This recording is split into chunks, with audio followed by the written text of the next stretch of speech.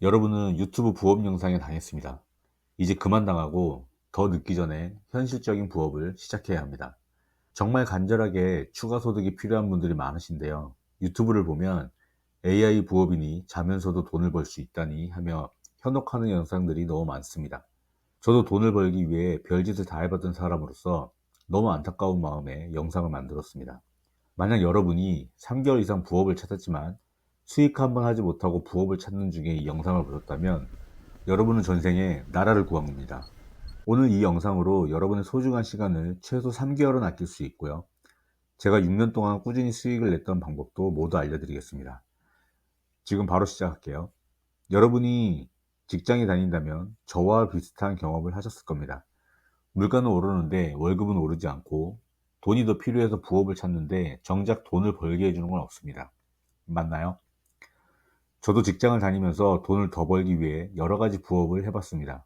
구매대에 대량 등록은 물론 유튜브 알고리즘이 추천하는 영상 중에 해볼 만한 건 정말 다 해본 것 같습니다. 2년이란 시간을 그렇게 허비한 것 같아요. 똑똑하지 않다면 꾸준히 하는 게 방법이라 생각해서 1년 가까이 꾸준히 했던 부업도 일은 계속 많아지는데 만족스러운 결과가 나오지 않으니 그만두게 됩니다. 그런 부업들을 하는 중에도 제가 6년 전부터 욕심 없이 시작했던 이 부업은 꾸준히 수익이 났습니다. 적게는 30만원, 많게는 100만원까지 말입니다. 여기서 잠깐. 그런데 왜 지금까지 했던 부업에서 성과를 내지 못했을까요? 원인을 알아야 해결할 수 있습니다.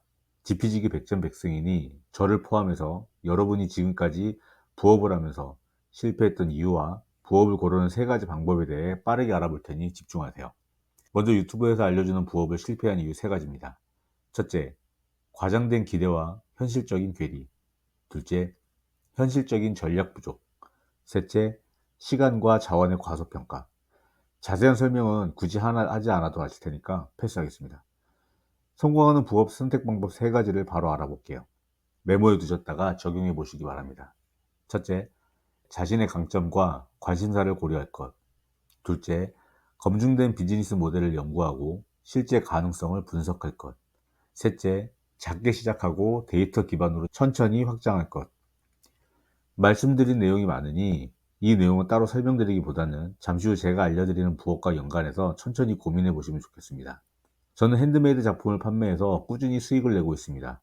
이렇게 얘기하면 나는 똥손인데 라고 미리 겁부터내는 분이 있는데 똥손마저 가능한 이유에 대해 댓글 상단에 링크에서 자세히 설명해 놨으니 꼭 한번 확인해 보세요.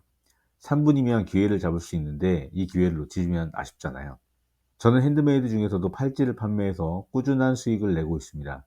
오늘 영상에서는 수공예 수익화 방법을 단계별로 처음부터 끝까지 모두 알려드리니 영상 끝까지 보시면 부업을 결정하시는 데 큰 도움이 되실 겁니다. 그리고 구독을 하신 분들께는 한 달 가까이 심혈을 기울여 준비한 선물을 무료로 드리고 있으니 영상 마지막에 꼭 챙겨가시기 바랍니다. 설명에 앞서 수공예 부업을 왜 해야 하는지 3가지로 설명드리겠습니다. 타당한 동기를 부여하는 것은 실행력을 높여줄 뿐만 아니라 지속 가능하게 하여 성과를 내는 데 중요한 요소가 되기 때문입니다. 첫째, 시간과 장소가 자유롭다. 저는 직장을 다니며 이 부업을 시작했습니다. 3가지 컬러의 실을 구매해서 정말 작게 시작했어요. 부업을 진행하며 제가 만족스러웠던 것 중 하나는 시간과 장소 상관없이 일이 가능했다는 겁니다. 보통 추가 수익이 필요하면 퇴근 후나 주말에 알바를 찾는 경우가 대다수일 겁니다. 워라밸이 무너지는 첫 번째 방법이죠. 미혼이라면 그나마 감당하겠지만 기혼자는 주말에 아이들과 시간을 보내야 하다 보니 정말 쉽지 않습니다. 하지만 수공예 부업은 시간과 장소 상관없이 주문이 들어오면 언제 어디선 제작해서 발송할 수 있습니다. 물론 어떤 작품을 만드느냐에 따라 조금은 다르겠지만 제가 팔찌를 판매했기 때문에 팔찌 위주로 이야기 드리겠습니다. 저는 여행을 갈 때도 간소하게 재료를 챙겨가서 여행지에서 틈틈이 만들어서 택배 발송을 하면서 돈을 벌었습니다. 출근 후 점심시간에 만들어서 발송하기도 했습니다. 만드는 시간이 10분이면 충분했기 때문에 가능했던 일입니다. 보통은 퇴근 후에 주문서를 정리하고 넷플릭스 보면서 2개에서 3개 정도 만들어서 다음날 출근할 때 택배를 발송했습니다. 어떤가요? 퇴근하고 나서나 주말에 꼼짝달싹 못하는 곳에서 알바를 하는 것보다는 언제 어디서든 돈을 벌 수 있는 수공예 부업이 낫지 않을까요? 둘째, 성과 확인이 가능한 비즈니스 모델이다. 핸드메이드 사업은 예전부터 있어왔고 요즘에는 아이디어스에서 아주 활발하게 진행되고 있습니다. AI처럼 될지 안 될지 언제까지 가능할지 예측할 수 없는 분야가 아닙니다. 개성 있는 작품을 기다리는 소비자가 존재하고 앞으로 시장은 더욱 커질 전망입니다. 셋째, 부담 없는 자본으로 시작이 가능하다. 앞서 말씀드렸지만 저는 실 3개와 다이소 포장 봉투로 이 부업을 시작했습니다. 실 3개에 12,000원, 포장 및 택배 봉투 2,000원, 답비바늘 600원. 이렇게 해서 14,600원으로 시작이 가능했고 제가 판매했던 팔찌의 가격이 만원 가까이 됐기 때문에 팔찌 2개를 판매하고 투자금을 모두 회수했습니다. 여기서 잠깐 각 잡고 준비하는 분들을 위해 영상 마지막에 재료 구입처도 남겨놨습니다. 여러분은 저처럼 재료 찾느라 시간 낭비하지 마시고 검증된 재료로 바로 시작할 수 있습니다. 자, 돌아와서 사업에 대한 저의 생각은 이렇습니다. 절대로 손해보면 안 된다. 그러기 위해서는 2가지 방법이 있는데요. 시작한 사업을 반드시 성공시키는 방법이 있고 또 한 가지는 혹여나 실패해도 큰 타격이 없는 정도의 소액만 투자하는 겁니다. 어떠십니까? 15만원도 아니고 15,000원이면 부담 없이 시작할 수 있지 않을까요? 여기까지 핸드메이드 부업을 꼭 해야 하는 이유에 대해서 설명드렸습니다. 동기부여가 좀 됐다면 이제 본격적으로 어떤 과정을 통해서 수익화로 진행하는지 알려드리겠습니다.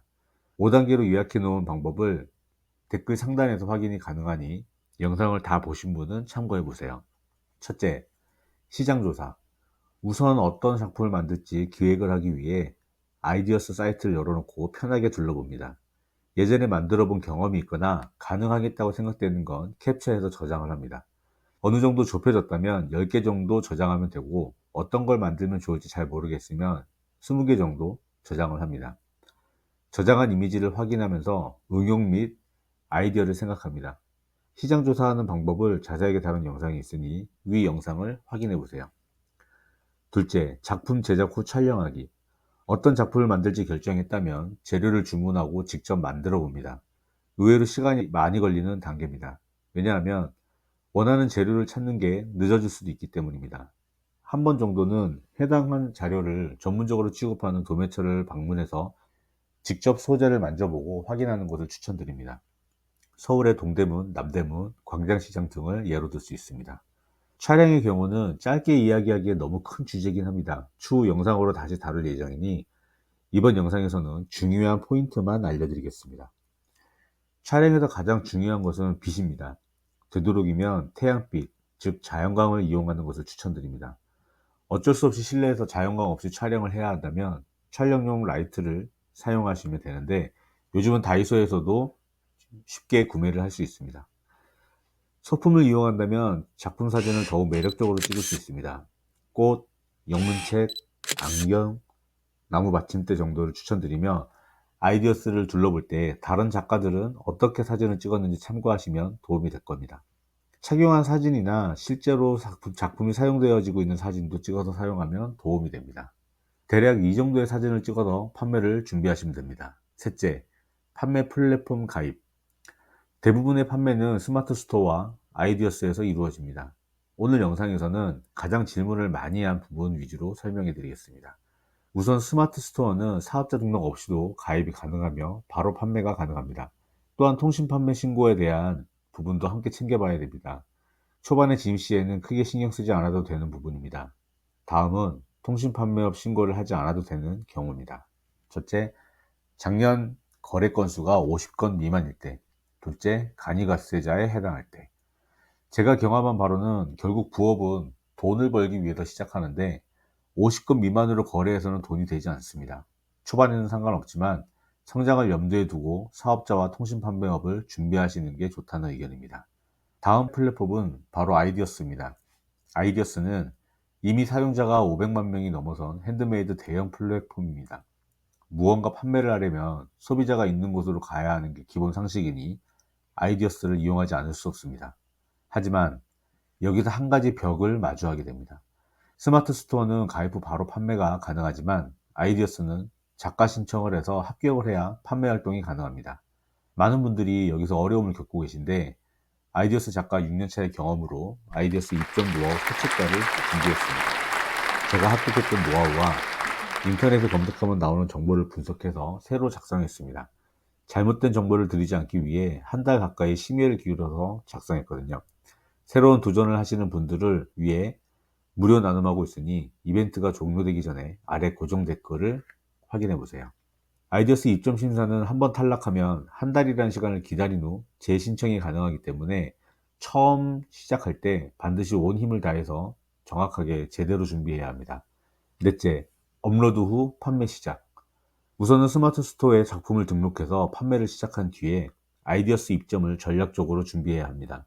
판매 방법에는 여러 가지 노하우가 있지만 우선은 매력적인 가격 책정이 중요하며 리뷰를 유도하는 전략을 사용하기를 추천드립니다. 여기서 가장 중요한 팁을 드리겠습니다.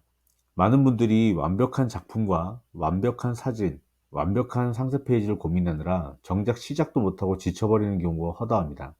실제로 판매를 하면서 고객에게서 오는 피드백이 아프긴 해도 가장 빠르고 정확합니다.